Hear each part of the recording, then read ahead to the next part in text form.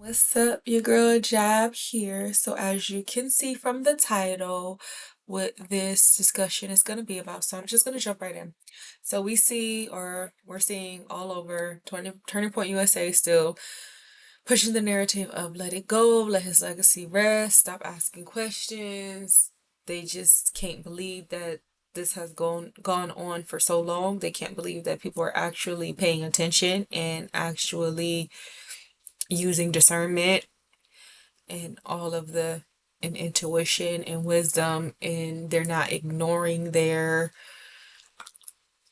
knowledge like the military and forget what the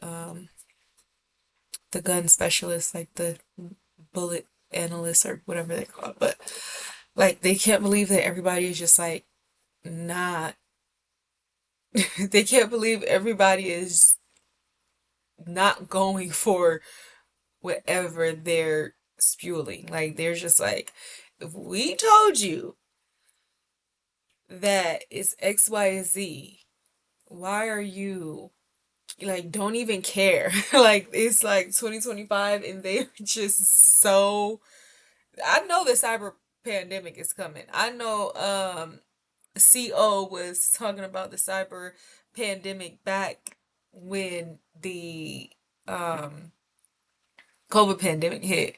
She was saying, soon enough, it's gonna be a cyber pandemic, and it's coming because stuff like this, where their normal plays are not going as planned, they're gonna shut the whole internet down because they're just like, okay, we gotta control the narrative. Somebody gonna spaz out. Somebody gonna pull the plug on it for a little bit. Um, but we all know they care so much about money that as soon as the money is on a decline, they're gonna pull it back up. So it's not gonna be for too long. But listen, okay, so we all see in the narrative that everybody at Turning Point USA is pushing, and it's just like, why? Okay, so here's the thing: quiet people don't get assassinated. Truth tellers do. Okay, if someone lived boldly for truth, why would they want us to go silent about the truth surrounding their assassination?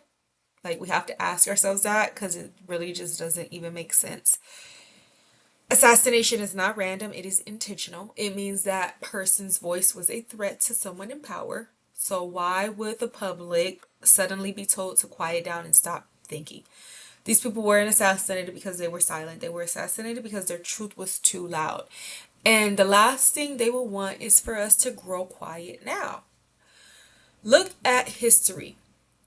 So we have a few people, high profile assassinations. We are all aware of them, right? I'm not going to list them specifically because I don't want any negative association tied to, their public life or what they stood for or anything like that. I want to keep the focus on the fact that if we look at history, most of, if not all of the high profile assassinations, they were all bold, courageous, disruptive, challenging, powerful elites. And the moment they were assassinated, their real voices were replaced with safe, sanitized versions for public consumption. It just doesn't, it's just like night and day, right? So it always happens. The living truth teller gets eliminated. Catch that again. The living truth teller gets eliminated, and the dead truth teller gets turned into a brand. And then people say, honor the legacy. Like, just feed into it. Just watch the documentaries or the docuseries, read the books, buy the shirts. Like, go visit their statue or whatever. Like, just like feed into it. Like, take a picture. Okay, I said I was gonna keep it. Okay. Anyways. And then people say honor the legacy, but whose legacy? The one they actually lived, or the one that institutions create, sell, and profit from after they're gone? They didn't die so we could idolize them.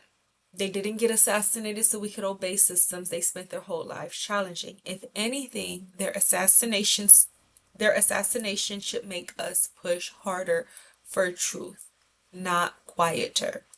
If they live boldly for truth, courage, righteousness, and exposing corruption, then investigating their truth or the truth of their assassination is the ultimate way to honor them.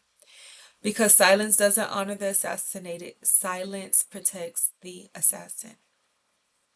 And we're not talking about the lone shooter or the one we all watch the detective, the crime investigator. Well, not some of us don't. Clearly, some of us don't watch these, you know, ID and crime investigation and all of that because it's some people out here that saying they would lay their life down defending Turning Point USA. Like, it's not husbands that betray their wives and wives that betray their husbands and kids that betray their parents and parents that betray their kids. Like, how you gonna lay your life down for a whole stranger? You ain't never laid down with them. You ain't never took vows for them. Nothing. You just gonna lay your life down. Some people so naive and so programmed.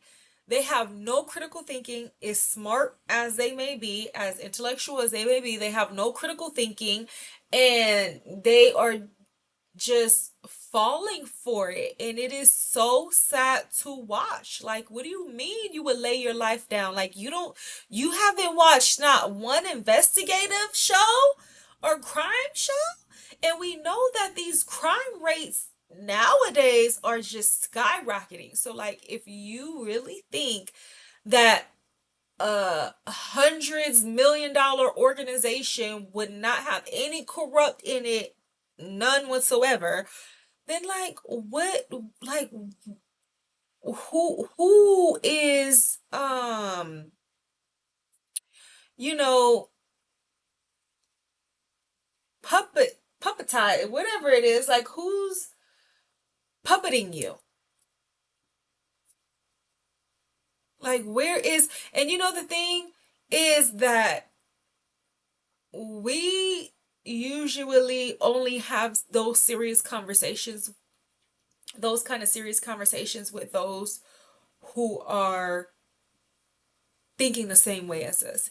And then we enable each other. We enable our ignorance, and we just it hinders us from um revelation. And I do know, I look back on my life and I do know that there are a few um monumental moments where I look back and I'm like, wow, I was so ignorant and I was so naive. But you know what? In all my ignorance, in that moment right here, a seed was planted. And when I started seeking truth and revelation was rewarded to me, right? I can see the truth in what I was told when I was ignorant. So, you know, I mean, to each his own. It's giving, people are so worldly that they're fine with you know, dying and being put on a t-shirt in a boulevard and a holiday and a statue somewhere. It seems like they would be like, yeah, that's the ultimate goal. Like, but what about the future of your children? Everybody wants to live leave their children, their grandchildren, great grandchildren wealth, currency.